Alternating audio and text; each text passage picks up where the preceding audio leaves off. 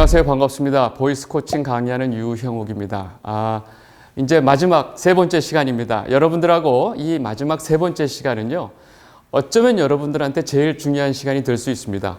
제가 그동안 많은 분들 보이스 코칭을 하다 보면 저한테 말하는 굉장히 많은 목소리의 문제점이 있습니다. 그것도 제가 문화해설사분들 많이 들었던 그런 문제들을 중심으로 한번 요 마지막 시간은 그 문제를 어떻게 이해하고 어떻게 해결할까에 대한 이야기를 가지고 한번 이 세 번째 강의를 좀 해보도록 하겠습니다. 여러분들 집중해 주시고요. 여러분들의 해당되는 문제가 나올 때 좀 더 관심 있게 보시면 굉장히 많이 도움이 될 것 같습니다. 자, 시작하겠습니다. 네, 이번 시간에 마지막으로 여러분들 제가 그동안 그 문화해설사분들 많이 교육하다 보면 어떤 문제가 있어요? 라고 제가 여쭤보면 제가 이런 문제 있어요. 이런 문제 있어요. 수도 없이 저한테 얘기를 하시는데 그 많은 문제들의 내용을 제가 가장 많이 빈도수가 높은 걸로 제가 정리를 해보니까 지금 몇 가지 문제가 나와요. 제가 그래서 오늘 여러분들하고 그 문제에 대해서 좀 이야기를 좀 해보도록 하겠습니다. 제일 많이 나오는 문제가 바로 뭐냐면 제 목소리가 작아요 하는 문제예요. 목소리가 작아요 하시는 분들의 이 문제가 어디서 시작이 되는 거고 이걸 우리가 어떻게 해결을 할까 하는 이야기를 좀 해보겠습니다. 여러분, 목소리가 작다고 하는 것은 기준마다 다를 수 있어요. 어떤 분은 너무 큰 목소리를 기대해서 자기 목소리가 작다고 생각하시는 분이 있는데 그런 게 아니고, 목소리가 작다고 하는 거는 목소리를 자기가 볼륨을 조절을 못하는 거예요. 예를 들어서 더 크게, 더 크게, 목소리를 크게 못해요. 정상적으로라면 하고 점점 볼륨을 키워가야 되는데 목소리를 크게 못 내고 목소리를 내면서 점점 목을 쬐면서 소리를 내니까 본인은 크게 낸다고 하는데 그냥 목이 아파버리는 거예요. 여러분, 그렇게 잘못 크게 목소리를 내다가 목소리 성대에 큰 문제가 생기는 경우도 가끔 있어요. 자, 보세요. 목소리가 어떻게 만들어지는지에 대해서 잘 이해하면 왜 목소리가 작은지 금방 알 수 있습니다. 자, 제가 지난 시간에도 말씀을 드렸지만 목소리는 가장 기본적인 성대가 움직여서 그 성대의 움직임이 목에 이 후두에 공명이 생기고요. 좀 더 가슴에도 울리고요. 여기 이 두강 여기도 울립니다. 그런데 그 울림이 성대가 어떻게 울리느냐면 사실은 바람개비 아시죠? 바람개비가 바람이 지나면 우르르 돌죠. 그러면 바람개비를 세게 돌리려고 그래요. 그러면 어떻게 하면 되죠? 센 공기를 보내면 되죠. 더 센 공기를 보내면 돌죠. 이 목소리의 성대의 움직임이 딱 이와 같아요. 그냥 성대에다가 우리가 적당한 공기를 보내주면 좀 더 센 공기 보내주면 더 센 공기 보내주면 다시 말해서 이 목소리의 볼륨의 이 크기의 문제는요, 내가 얼만큼 공기량을 조절해서 이 성대에다가 보내주느냐 하는 문제예요. 근데 호흡이 잘못되어 있어서 흉식 호흡을 하시는 분들 있죠? 여러분 꼭 앞에 두 번째 강의 보고 오세요. 흉식 호흡으로 하시는 분들은 이 공기의 양을 조절할 수도 없고요. 성대에다가 공기를 못 보내줘요. 그러니까 성대에다가 공기가 제대로 안 오니까 이렇게 목소리가 나와요. 그래서 이런 분들은 평상시 목소리는 크지 않은데 조금만 말하면 목이 아프죠. 그래서 목소리가 작은 첫 번째 이유, 호흡이 잘못됐다. 그래서 반드시 이런 분들은 제가 호흡을 체크해 보면 거의 100명 다 이게 호흡을 이렇게 가슴 호흡을 하세요. 그래서 제가 반드시 그런 분들은 복식 호흡으로 호흡을 낮춰주세요 하고 제가 부탁을 드리죠. 아시겠죠? 그 다음에 또 하나의 이 목소리 작은 문제는 이 호흡하고 좀 상관이 없는 문제인데, 여러분 사람마다 성향이란 게 있어요. 성향이란 게, 예를 들어서 이렇게 똑같이 줄을 서면 자꾸 사람들 뒤에 숨는 사람이 있어요. 이해되세요? 이렇게 줄을 세워놓으면 옆에 있는 사람 뒤에 자꾸 숨으려고 하는 사람이 있고, 반대로 옆 사람보다 내가 좀 더 튀어나오는 걸 원하는 사람이 있고 이 두 가지 성향이 있어요. 여러분 이런 성향이 목소리에 그대로 적용이 돼요. 그래서 목소리를 자꾸 움츠려드듯이 하고 자꾸 안쪽으로 내는 습관이 있어요.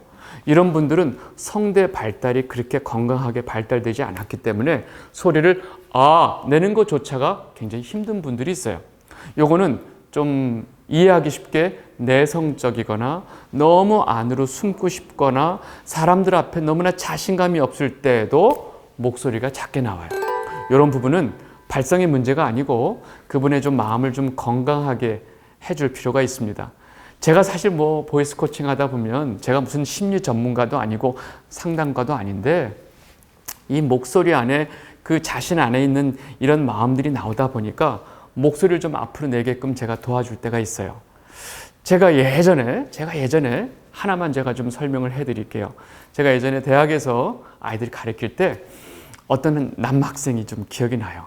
이 친구는 4학년이었어요. 4학년이었는데 앞에만 쓰면 덜덜덜덜덜 떠는 거예요. 본인은 내가 이제 4학년이니까 저학년들 앞에서 같이 수업을 들을 때는 좀 선배답게 자랑스럽게 당당하게 하고 싶은데 그냥 앞에만 쓰면 그냥 본인도 모르게 그냥 긴장이 돼가지고 덜덜덜 떨고 목소리도 자신감 있게 안 나오는 거예요. 이 부분 때문에 제 수업에 왔어요. 그래서 누구야? 너 왜 앞에만 쓰면 그렇게 갑자기 목소리가 줄어들어? 평상시 목소리는 잘 내요. 근데 앞에만 쓰면 갑자기 목소리가 줄어들어요. 제가 그래서 그 친구한테 잘 생각해봐. 네가 앞에만 쓰면 네 목소리가 갑자기 확 줄어드는 이유가 분명히 있을 거야. 내가 시간 줄게. 잘 생각해봐. 그랬더니 이 친구가 그러다가 가만히 생각하다가 알 것 같아요. 그래요. 뭐야? 한번 얘기해봐. 대학교 4학년, 군대 갔다 와서 4학년이니까 나이가 좀 있죠. 근데 이 친구가 무슨 얘기를 하느냐? 자기가 초등학교 6학년 때 초등학교에서 이 학교 회장 선거에 나갔대요. 회장 선거에 나갔는데 그 선거 나가면 그 학생들 앞에서 연설을 해야 되거든요. 근데 자기 엄마가 그 연설문을 급하게 옆집 아줌마한테 연설문을 부탁했대요. 여러 가지 상황은 제가 생각이 안 나고 하여간 왜 그랬는지 몰라요. 옆집 아줌마가 급하게 연설문을 써준 거야. 그러니까 이 친구가 6학년짜리 애가 옆집 아줌마가 써준 연설문을 그 밤늦게 받아가지고 몇 번 읽어봤겠어요. 그리고 그 다음날 학교에 가가지고 그 전교생 앞에서 그걸 읽는데 제대로 됐겠어요?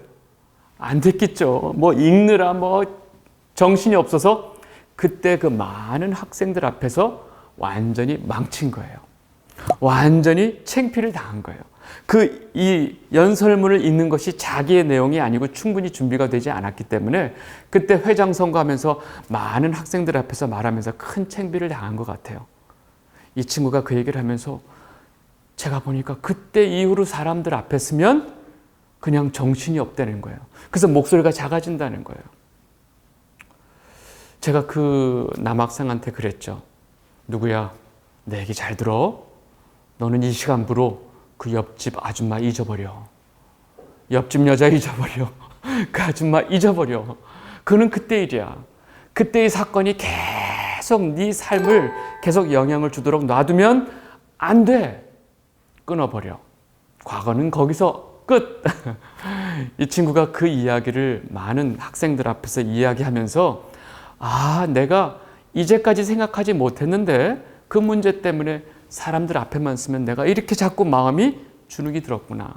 우리 흔히 말하는 트라우마가 된 거예요.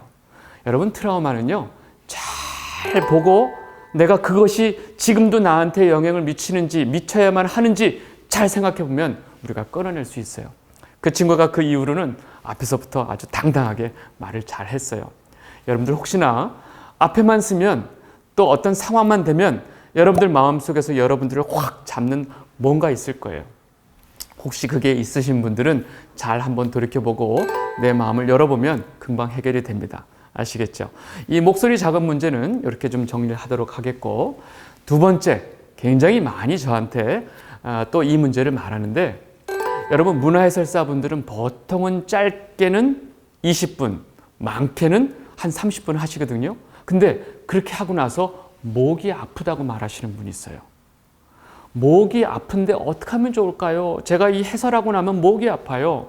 아니면 또 이 사람들 모였는데 조금 시끄러운 데서 좀 크게 말하고 나면 금방 목이 아파요. 그래서 목이 아프다고 이 문제를 해결해 달라고 말씀하시는 분들이 많은데, 여러분, 목이 근본적으로 목소리를 내서 내가 말을 좀 했는데 목이 아픈 그 이유는 우리가 분명히 알아야 됩니다.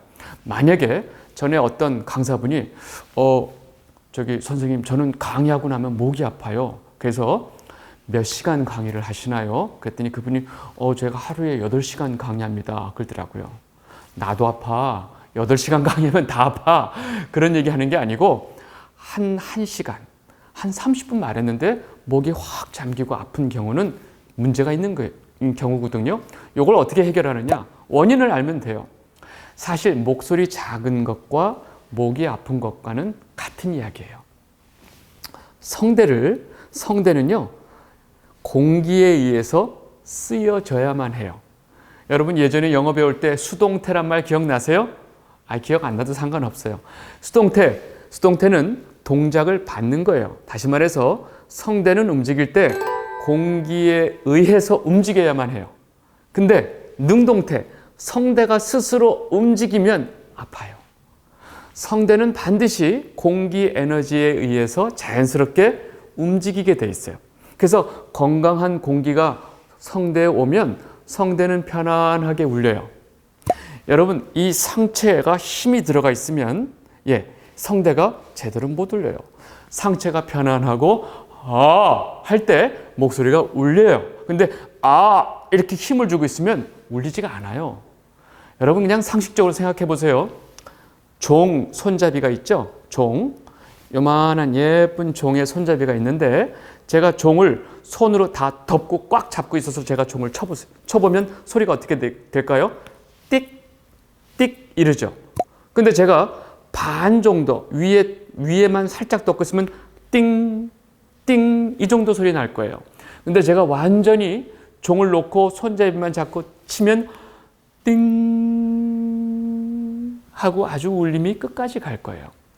여러분, 우리 몸에 얼만큼 내가 긴장하고 목에다 힘을 주느냐, 그거는 목소리가 더 안 나가게끔 하는 방식이에요. 그러면 왜 상체에다가 자꾸 힘을 주고 목에다가 힘을 주고 말을 하느냐? 공기가 안 올라오니까. 공기가 없으면 여기서 자꾸 힘을 쓰게 돼 있어요. 그러면 왜 공기가 안 올라오느냐? 호흡이 잘못돼 있어서. 결국 이게 무슨 문제예요? 잘못된 호흡의 문제라는 거예요. 그래서 여러분들, 횡격막 근육이 건강하게 잘 움직이면서 이 성대에 공기가 잘 올라오면 성대가 편안하게 울리게 돼 있고, 이 울림에 따라서 말을 하면 1시간, 2시간, 3시간 말해도 괜찮아요. 물론 몸에 에너지를 쓰기 때문에 몸에 힘은 빠지는데 목이 아프지는 않아요. 저는 강의할 때 하루 종일 강의를 해야 될 때가 많아요. 근데 호흡을 쓰면서 말을 하면 목은 안 아파요. 물론 이제 이 몸의 기운은 빠지지만. 그래서 여러분들, 목이 아프신 분들은 반드시 공기가 밑에서부터 올라오는지 잘 확인해 보셔야 되는데, 저를 따라해 보세요.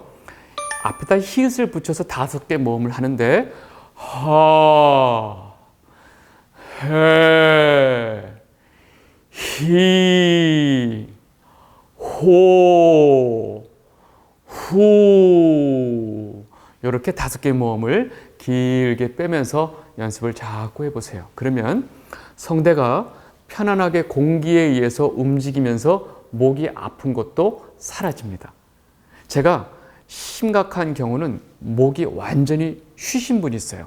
그래서 무슨 말을 하는데 완전히 허스키가 너무 심해서 이런 분들이 많이 있어요. 근데 이런 분들을 제가 공기가 지나가면서 목소리를 내게 계속 해주면 점점 성대가 편안해지면서 하고 성대가 건강하게 움직이는 목소리가 나오기 시작해요. 완전히 결절이 걸려서 심각한 경우 아닌 경우는 이렇게 조금씩 성대가 회복이 될 수 있습니다. 아시겠죠? 일단 첫 번째는 호흡을 복식호흡으로 바꾸셔야 되고, 두 번째는 히읗을 써서 5개의 모음을 길게 빼는 연습을 조금씩 하시면 목이 편안해집니다. 이해하셨죠? 그래서 근본적으로는 호흡을 꼭 바꾸셔야 이 부분을 해결할 수 있습니다. 아시겠죠? 네, 그래서 목소리가 목을 쓰면 목이 아파요 하는 문제는 이렇게 정리하도록 하겠습니다. 예, 세 번째 문제는 말을 하는데 상대방이 자꾸 무슨 말인지 못 알아듣고 뭐라고요? 이런 말을 많이 듣는데요. 여러분, 이거는 쉽게 말해서 발음의 문제죠. 발음이 안 좋다고 말씀하시는 분들이 있어요. 심지어 어떤 분은 저는 말을 할 때 좀 웅얼웅얼 하는 버릇이 있어요. 여러분, 웅얼웅얼, 제가 웅얼웅얼 할 때 입 모양이 웅얼웅얼 되죠? 여러분, 웅얼웅얼 하시는 분들, 발음이 정확하지 않으신 분들의 특징이 뭔지 아세요? 발음이 안 좋다는 거죠. 제가 그걸 다시 말해서 어떻게 얘기하냐면 입을 안 움직여요. 입이 너무 게을러요. 입을 안 움직이고 무슨 말을 다 하려고 그래요. 이런 분들의 특징, 입이 거의 안 움직이기 때문에 심지어 복화술 하는 것 같아요. 안녕하세요. 반갑습니다. 입을 안 움직여요. 그러면 모음이 만들어질 때 아, 에, 이, 오, 우 이렇게 입이 정확하게 움직여야 되는데 어이요 이렇게 발음하니까 발음이 되겠어요? 못 알아들어요. 그래서 발음이 안 좋으신 분들은 딱 하나예요. 거울 보고 저를 따라해 보세요. 아, 최대한 입을 열어서 아, 에, 이, 오, 우 눈과 입을 크게 열고 이 5개의 모음을 아주 분명하게 선명하게 자꾸 연습하세요. 그래서 입 주변의 근육이 자꾸 열리는 모습을 눈과 입의 근육을 자꾸 써서 말을 할 때마다 입의 근육이 잘 움직이도록 연습하시면 발음 문제는 거의 해결이 됩니다. 발음은 입을 게을르게 쓰지 않아서 생기는 문제다. 그래서 입 주변의 근육을 많이 쓰시면 된다. 여러분, 제가 발음 문제를 할 때 이 발음을 가지고 항상 체크업을 합니다. 따라해 보세요. 정확하게. 이 한국말의 정확하게를 정확하게 발음하면 한국말 발음이 정확한 겁니다. 아시겠죠? 확 할 때 오와 아의 복모음을 잘 쓰셔야 돼요. 오아죠? 정확. 해보세요. 정확하게. 그렇죠? 네, 그렇게 되면 발음 문제는 해결이 돼요. 아시겠죠? 네, 그 다음 문제를 한번 보겠습니다. 그 다음 문제는 말이 너무 빨라요. 해설사 하시는 분들이 말이 너무 빠르신 분들이 있어요. 저도 급할 때는 말이 빨라지는데 이것이 문제냐 아니냐를 구분하는 기준이 있어요. 내가 속도를 천천히 할 수 있느냐 못하느냐 문제예요. 그래서 제가 이런 분들한테 뭐라고 설명하냐면 저를 따라해 보세요. 천천히 해보세요. 그러면 대부분의 분들은 말이 빠르다고 말을 하지만 천천히 따라해요. 그러면 당신은 그게 문제가 아닙니다. 근데 가끔 이런 분이 있어요. 제가 천천히 따라해 보세요. 그런데 천천히 아니요. 천천히 해보세요. 천천히 이렇게밖에 못해요. 이런 경우는 문제예요. 왜요? 모음을 길게 뺄 수 있는 호흡이 없기 때문에 말을 막 빨리 가는 거예요. 이분은 호흡이 없기 때문에 말을 빠르게 할 수밖에 없어요. 문제는 상대방이 하나도 못 알아듣는다는 게 문제예요. 여러분, 이것은 같은 문제일 수 있는데 호흡을 길게 빼는 호흡이 있어야 말을 천천히 할 수 있고요. 또 입을 많이 안 움직이니까 말이 자꾸 빨라져요. 그래서 입을 크게 열고 천천히 말하는 습관을 들이시면 이 문제는 사실 앞에 제가 말한 문제와 연관이 있기 때문에 호흡을 바꿔주시면 쉽게 해결이 될 수 있습니다. 마지막으로 간단하게 이 이야기만 하고 정리하도록 하겠습니다. 사람들이 집중을 시키려고 그러는데 집중이 잘 안 돼요 하시는 분들이 있어요. 집중의 문제 어떻게 하면 될까요? 왜 여러분들이 말하는데 사람들이 집중을 안 할까요? 집중력이 있으려면 뭔가를 그런 거 아니고요. 결론을 말씀드릴게요. 말하는 사람이 스스로 자기가 하는 말에 집중하지 못하면 다른 사람은 절대 집중하지 않습니다. 아시겠죠? 여러분들이 같은 말을 계속 반복하다 보면 너무나 습관적으로 말을 하는 습관이 될 때가 있어요. 그래서 자기가 무슨 말 하는지 별로 관심이 없어요. 심지어 자기가 무슨 말 하는지에 대해서 확신도 없어요. 그러면 자기가 하는 말에 집중하지 못하게 되고 다른 사람도 여러분이 하는 말에 집중하지 못하게 됩니다. 여러분 집중의 문제는 여러분들이 먼저 내가 하는 말에 집중하는 힘을 키우시면 다른 사람을 집중시킬 수 있습니다. 아시겠죠? 여러분 제가 지금 말씀드린 여러 가지 문제들을 해결하는 데 있어서 가장 중요한 것은 호흡의 문제인 거 아시겠죠? 네, 여러분 꼭 호흡을 복식 호흡으로 바꾸시고 거울 보시면서 큰 눈과 입을 가지고 여러분들 입 모양을 크게 5개 모음을 연습을 해보시면 이 모든 문제를 잘 해결하실 수 있습니다. 아시겠죠? 네, 이 마지막 강의는 이렇게 마무리하도록 하겠습니다. 감사합니다.